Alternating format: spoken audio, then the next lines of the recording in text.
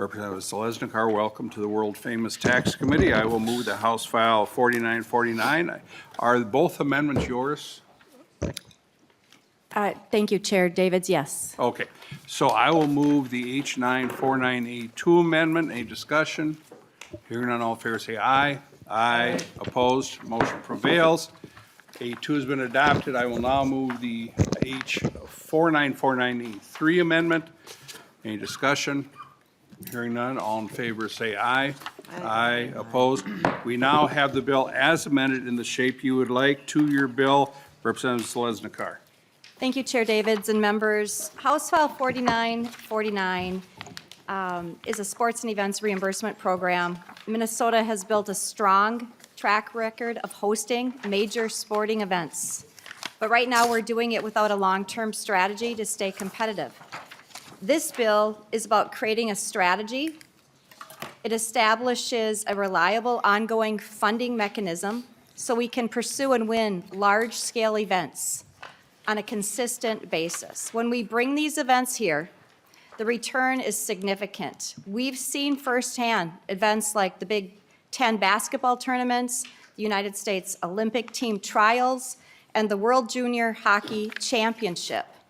All of these delivered tens of millions of dollars in our economic activity, and we're not slowing down. This summer, the World Wrestling SummerSlam is expected to generate over $100 million in impact, and Minnesota is currently competing to host the 2028 NFL Draft, which could bring in around $200 million. These aren't just big moments, they're revenue generators.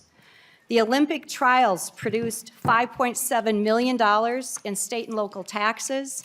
World Juniors generated $4.7 million in state and local taxes.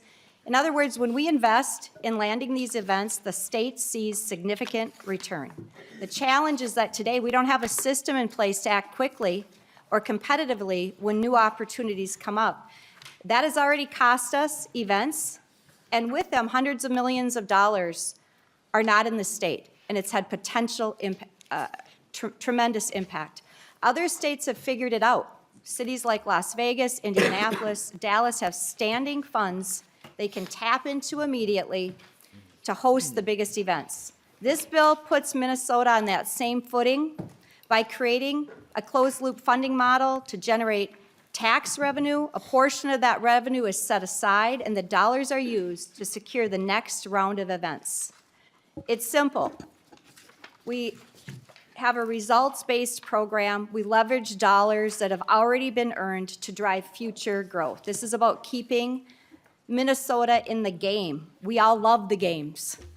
Quite frankly, we need a distraction, and this is a phenomenal way to grow the economy and to support local businesses and deliver economic benefits for our state. Thank you very much. Representative Selesnikar, you have a couple of witnesses. There's quite a few here. Let's start with Dalton Danielson.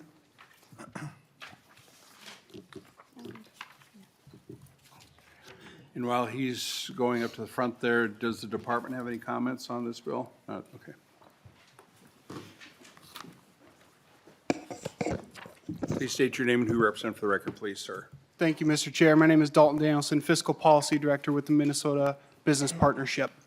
I'm here today in strong support of House File 4949 and appreciate the author bringing it forward. As been mentioned, for background members, large sporting events, think Final Fours, All-Star games, major tournaments, the Super Bowl, the NFL Draft, whatever it may be, are awarded through competitive bidding run by national or international organizers. The competition for these events is fierce. To even be considered, host states must demonstrate financial support and readiness. As has been mentioned, House File 4949 creates a targeted, accountable way for Minnesota to compete for these major sporting and entertainment events that bring real, measurable economic benefits to host states and local communities. Other states are already doing this, and the results are clear. For reference, when New Orleans hosted the 2025 Super Bowl, an independent LSU study found the event generated $1.25 billion in total economic output, supported nearly 10,000 jobs, and produced over $80 million in state and local revenue tax. Similarly, states that host NCAA championship events routinely see hundreds of millions of dollars in economic activity over just a few days. Arizona's recent hosting of the Final Four generated an estimated $250 to $300 million in regional economic impact, supporting hospitality workers, small businesses, and tourism infrastructure. If Minnesota wants to remain competitive for these high-impact events and the jobs and tax revenue that come with them, House File 4949 gives us the right tool to do so. I respectfully urge your support moving forward, and again, thank you, Mr. Chair, and the author. Thank you. If the witnesses could stay around for a while, because we'll go to member questions when everybody's testified. Let's go to John Klinkenberg, COO, Minnesota Sports and Events. Good morning, Chair Davids, Chair Gomez, and members of the committee. Thank you for the opportunity to speak here today. My name is John Klinkenberg, and I serve as the Chief Operating Officer of Minnesota Sports and Events, the 501c6 nonprofit sports commission here in Minnesota. And I appreciate the chance to speak in support of the sports and event reimbursement program. Before I begin, I'd also like to share that our President and CEO, Wendy Blackshaw, wishes she could be here, but regrets that she is unable to be here today and sends her strong support for this bill. It's her loss. At Minnesota Sports and Events, our focus is simple. We work to bring major events to Minnesota that generate meaningful, statewide economic impact.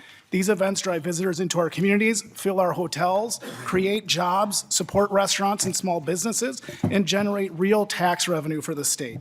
And we've seen that impact firsthand. With your previous support, by 2027, our events will have driven nearly $400 million in economic impact since 2020. Impact that reaches and benefits communities across the entire state. We have a strong pipeline of events, past, present, and future, from the U.S. Olympic trials in gymnastics to World Juniors Hockey Championships that just occurred, to upcoming events like SummerSlam, NCAA Championships, and the Transplant Games in 2028. These are large-scale opportunities that bring thousands of visitors and significant opportunities to Minnesota. But what makes these events truly valuable is what happens beyond the competition. We intentionally pair every event with a community impact. That means programs that connect with youth, promote inclusion, and create lasting benefits. For example, we spent time with students at Olson Middle School, speaking about overcoming challenges and supporting youth. During the Women's Final Four, we helped facilitate the first Indigenous land acknowledgement in championship history. And with World Juniors Hockey, we held 37 community events across the entire state. But the most important thing I want to leave you with today is Minnesota is losing out on the opportunity to host these major events.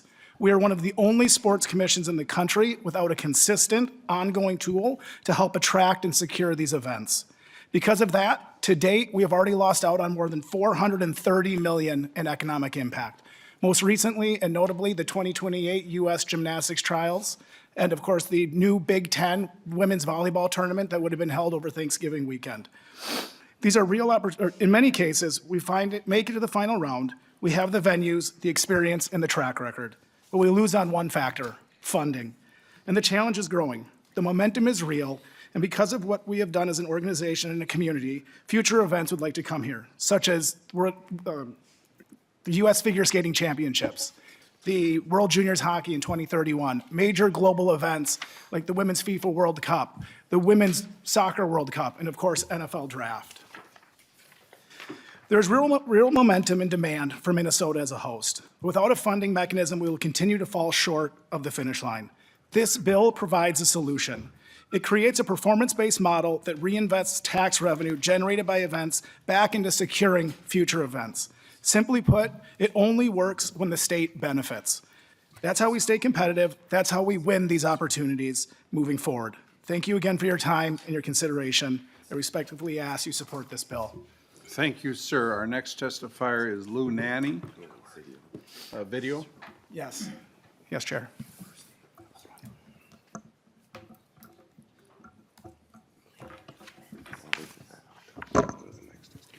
While you're setting that up, let's go to the next testifier, Jess Graba, owner, Midwest Gymnastics, SUNY Lee's Olympic coach.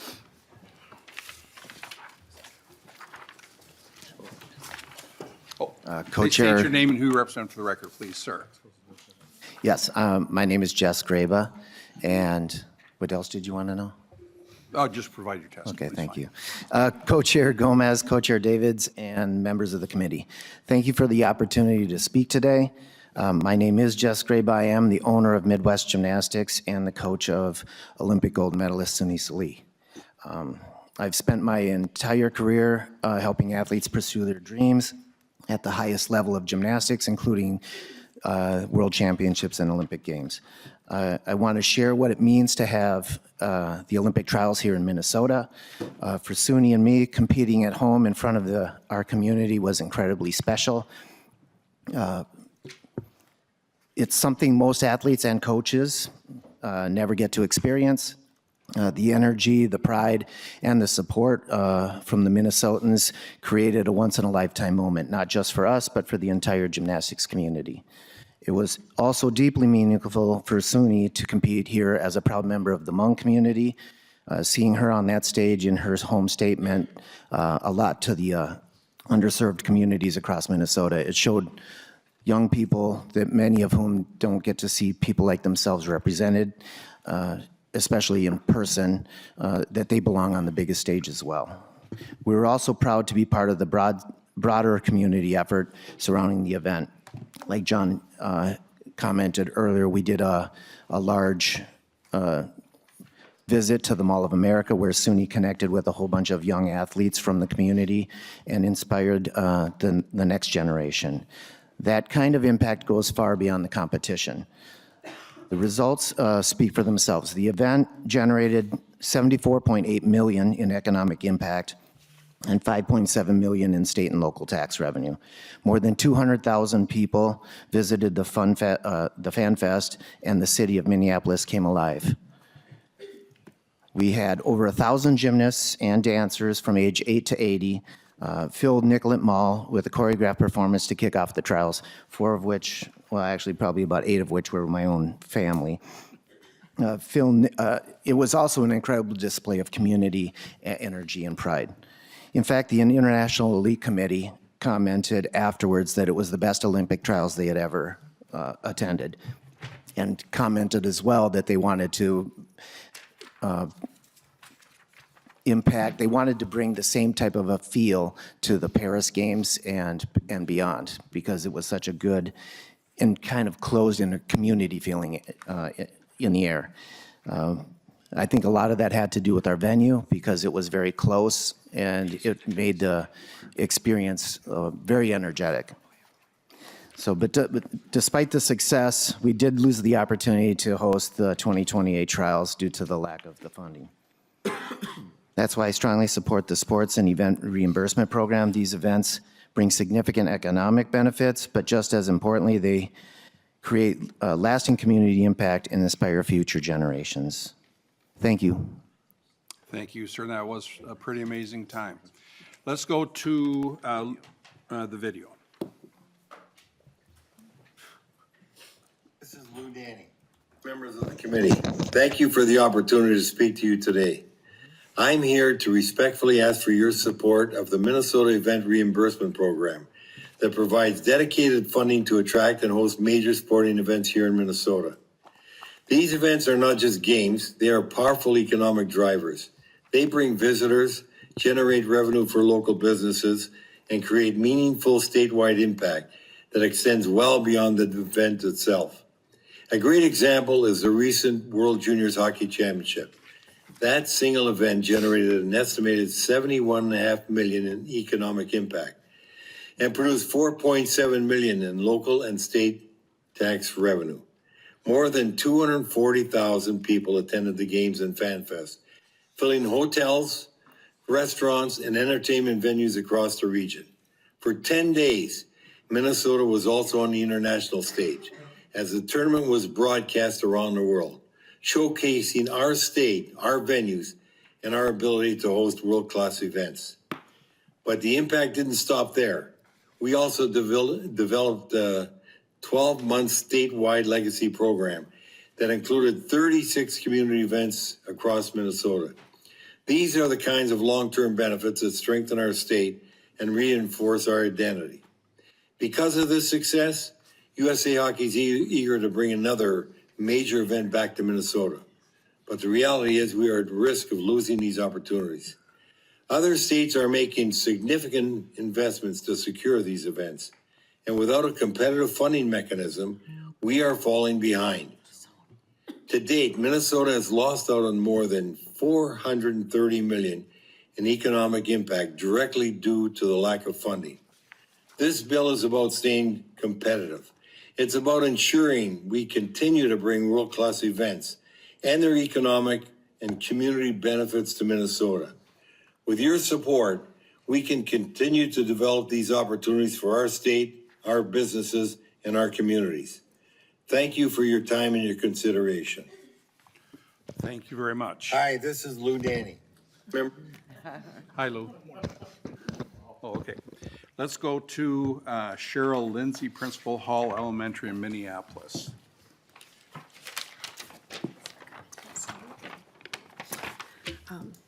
Good morning still. Good morning, Madam Co-Chair Gomez, Co-Chair Davids, and members of the committee. My name is Cheryl Lindsay. I serve as the proud principal at Hall STEM Academy in Minneapolis Public Schools. Thank you for the opportunity to speak today about what happens when we see sports not just as entertainment, but also as a catalyst for real lasting community impact. In 2022, when the NCAA Women's Final Four was in Minneapolis, my mighty school was the blessed recipient of a community impact project. What we received was transformational. We have a full-size regulation sport court. We received an outdoor classroom and accessible playground equipment that allowed all children to have access to playground. This project didn't change our space, it changed our school. It changed how students experience their day by giving them safe places to play, inspiring places where they get to learn and grow together. It changed how our families connect with our school community and with one another, and it changed how our community sees itself through a space that reflects pride, possibility, and belonging. For me, this was a community partnership that is so ideal. It's an alignment, and it is the power of purpose-driven partnership. This is what Minnesota Sports and Events delivers. Yes, these events are a huge economic impact, but they also leave something far more enduring. There's a legacy for a school community and for a neighborhood. A legacy that is quite simply a game changer for communities like the one I get to be a principal at. As you consider support for the Sports and Events Reimbursement Program, I ask you to think about the students at Hall STEM Academy, the students in North Minneapolis, and the thousands of students that are across the state of Minnesota. Because when you invest in bringing major events to the state, you're investing in opportunity, equity, and lasting impact. And I can promise you those returns are felt long after the final buzzer. Thank you for your time and consideration. Thank you. Dr. William Campbell, Principal, Olson Middle School in Minneapolis. Chair Davids, he was not able Yes, to sir. attend, but we do have a video from him that he sent Wonderful. this morning. Wonderful. Chair Gomez, co-chairs David, and the members of the committee, thank you for the opportunity to speak to you today. My name is Dr. William Campbell, and I serve as the principal at Olson Middle School in North Minneapolis. Sorry I was not able to join you live, but I wanted to send this video to share with you real examples of how major events like those brought in through partnership organizations such as the WWE create meaningful, lasting, and impact in our communities. Recently, our school had the opportunity to host WWE superstars for a recent assembly. They didn't just show up, they connected. They spoke to our students about overcoming challenges, about learning disabilities, about English being their second language, and about perseverance in the face of adversity. For many of our students, these are not abstract ideas. These are their daily reality.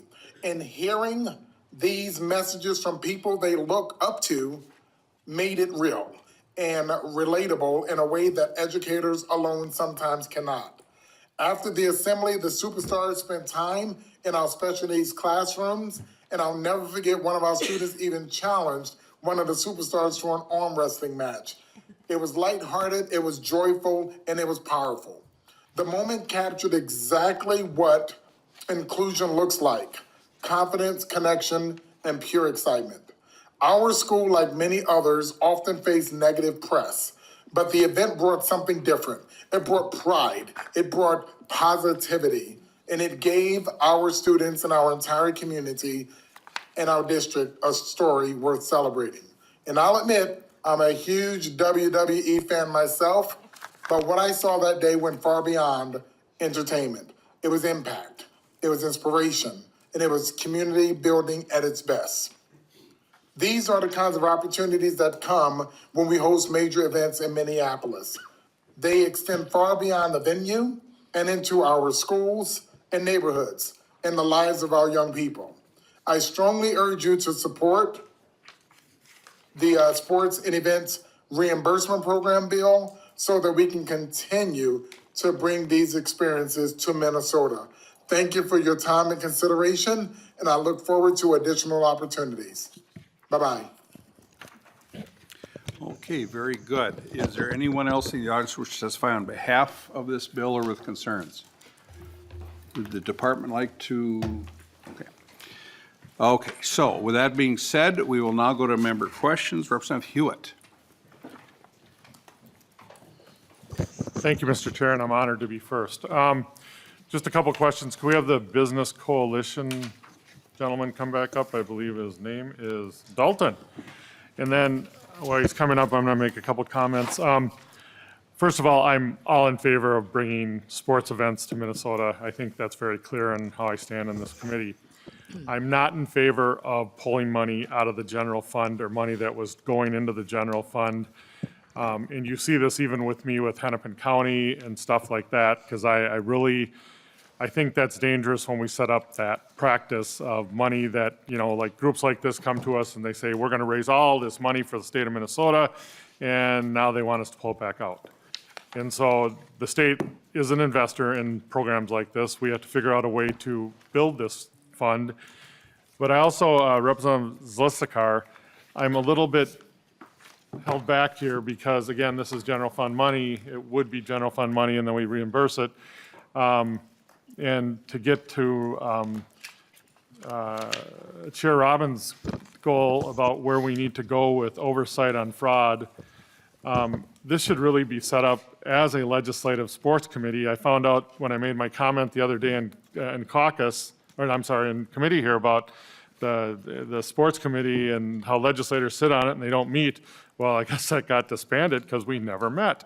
And so I think if we're going to make investments for the state, and this includes at Hennepin County or where it is, we need to have legislative oversight. I know where we've had legislative oversight and the legislators actually participate in these groups. We actually see good results and not the problems we're having where we just make up a program and let it go. So I would highly recommend that this becomes a formal group that we have legislative oversight on and that we are involved with this because this is important to a lot of our factors. But I'm really curious because I only heard a smidgen of one of the gentlemen talk about what the past activities have been in Minnesota and how they've affected the bottom line. Mr. Danielson, do you have any kind of basis we can look at? Like we hosted a Super Bowl. We've definitely hosted a World Championship years ago. We could put that in today's fund. We hosted a gymnastics. We hosted big events. We're probably gonna. Did they win last night? They didn't win, did they? So they're coming. Are they coming back here? The Wild, the Wolves, yeah. No, their series is still there. All right, well, they should come back here. But the point of the matter is that, so we have these events, and yeah, we want to show it, but I'm really curious, especially about the Super Bowl. Holding a Super Bowl in the middle of January, we've done 2 of them now in Minnesota. I mean, do you have any latest statistics on that, what that meant to the state, what it meant to the general fund in the state? Is there any data on that at all, sir? Could you repeat the question? Mr. Danielson. Thank you, Mr. Chair. Representative Hewitt, I do not have that offhand. I don't know if any other testifiers do, but I'm happy to grab that for you if I can find it. Chair David, Representative Hewitt, I do have data regarding the most recent Mr. events that we've Klinkenberg. done. With World Juniors Hockey, we generated an economic impact of $71.5 million. That was done by a study with the U of M. They provided those numbers. There was a tax generation of $4.7 million for state and local taxes. With the USA Gymnastics trials, we were just over $75 million in economic impact. And then with the Big Ten Men's and Women's Basketball Championship in 2024, that had an economic impact of $51 million. And I would like to call out, this is in our opinion, a but-for bill, where without these events, those funds would not be available to the state. So that's. One last follow-up. Representative here. Hewitt. Yeah, thank you, and that does make sense to me. Is that based on their total sales during that time, or is that based on their sales, a normal set of sales that they have during that time and then added on to it? Or how is that factored on? Do you know about the study at all, how they did it? Yeah, Mr. it's the Klinkenberg. incremental, oh, sorry, Chair Davids and Representative Hewitt. It is the incremental increase in economic impact based on the event. So the U of M puts out surveys and connects with the community to try to figure out what was the additional spending that occurred because of this event. So it is the additional. Representative Hewitt. Representative Whitty. Thank you. And thank you, Representative, for bringing this bill. I was on with Representative Norris on the bill to help bring the World's Juniors here. And at the time, we talked about the impact it will have on the state, the revenue it would bring. So it's really good to see those numbers. And without having a direct sales or point of the have money filtered into it, they've looked at sports betting, other avenues. This is a way to keep us competitive with all these other events. And I get the point coming from the general fund, but all this money that is generated throughout the state is going back into our economies within the cities and the state. So thank you for bringing this. Minnesota needs this tool to stay in the game, but more importantly, to stay competitive. The NFL draft was just last week in Pittsburgh, and everybody was watching it and hoping your team got the right draft choices. But they had over 825,000 people show up in Pittsburgh, and they were staying in their hotels and they were dining at their restaurants, and it had a huge impact on that state. So thank you once again for everyone being here today and showing the impact it has even at the local level. That was really good to hear from the school administrators and how that impacts them too. Thank you. Representative Elkins. Thank you, Mr. Chair.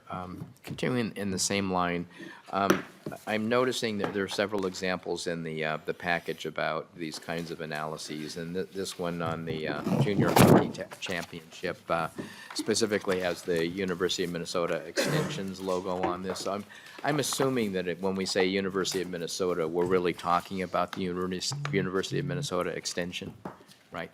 And Mr. Klinkenberg, is that correct? That is correct.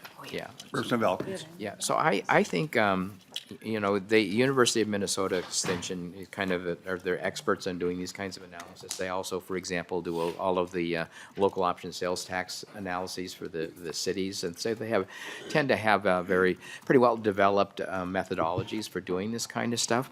I, for one, maybe other members as well, but I think if we could see a couple of examples of these studies that they've done so that we could look at the methodology ourselves, it might be very reassuring to many of us. So we know that these aren't just made-up numbers, that there is some sort of rigorous analysis around Mr. this. Klinkenberg. Chair Davids and Representative, yes, we can make those available. We do a public press release of the study, but I will make sure they get sent out as well. Yeah, Representative Elkins. yeah, and then, Mr. Chair, they frequently the extension will actually publish studies like this on their website. So if there are examples of some of these studies that they've published to their website, that would be an easy way for members to find good examples. Okay. Thank you. Yeah, and then I would, suggest looking at this that, instead of general fund, maybe a small statewide hospitality tax might be appropriate way to fund this kind of thing. Just an Thank you, observation. Thank you. Thank you, Representative Elkins. Representative Youakim. Chair Youakim. Thank you, Mr. Chair, and thank you, Representative Zeleznikar, for bringing this forward. It's really unique and interesting, and I know these events do a lot for our communities. I just have a few quick questions, maybe nonpartisan could help me out. Because if I remember right, the sales tax on motor vehicles and then the retail delivery fee, they don't go into the general fund, do they? How does this mechanism work in this bill? Ms. Templin? Mr. Chair, Representative Joachim, the bill as amended affects seven state taxes and a fee. And the two of them, the motor vehicle rental taxes at the 9.2% rate and the 6.5% rate, that those taxes are allocated to non-general fund accounts, and you can see on the revenue estimate that a portion of that revenue goes to the Highway User Tax Distribution Fund and the Tax Advancement Account in the Special Revenue Fund. In addition, there is also, this proposal also would capture the incremental increase in the retail delivery fee, and 100% of that revenue is deposited into a non-general fund account, also called the Transportation Advancement Account. Chair Joachim. Thank you, Mr. Chair. Thank you. I knew you'd be able to answer that right away, and that's concerning. Like, we're going to have all these extra people in town, and then we're taking money away from our transit and our roads that fix that up. I'm also curious, too, when you say incremental portion, and I do that, University of Minnesota Extension Services does an incredible job when they do the research on this, but how would they guarantee that they're taking an incremental portion of just that event? And what's the radius that they look out to on that event? Are we taking the liquor sales tax from 100 miles away, 20 miles away? Just curious to how that would work. Mr. Whoever could Klinkenberg. answer that. Chair David's representative, yes, I can get more information from the University Extension Program on that, but from our understanding, what they do is they pull from the market area around the event. So what are the direct businesses that are impacted? So with World Juniors Hockey, the focus was St. Paul and the surrounding communities. We also had them look at, because we did a pre-exhibition tournament where we brought the 10 teams to northern Minnesota and southern Minnesota, what was the impact there? But it is a targeted survey that gets sent out. Chair Joachim. Last comment, thank you, Mr. Chair. And that would be interesting, like Representative Alkin said, to see, because there could be other events happening within that radius that are also boosting sales. So I think it'd be really hard to determine what exactly is that driver, if you're going to take the whole incremental sales tax from that versus a smaller portion, but just a comment, thank you. Thank you, Chair Joachim. Representative Smith, and then we'll go to Chair Gomez. Representative Smith. Thank you, Chair. Well, the moment may have passed me by, but I wanted to make sure that Representative Hewitt's comments didn't confuse people.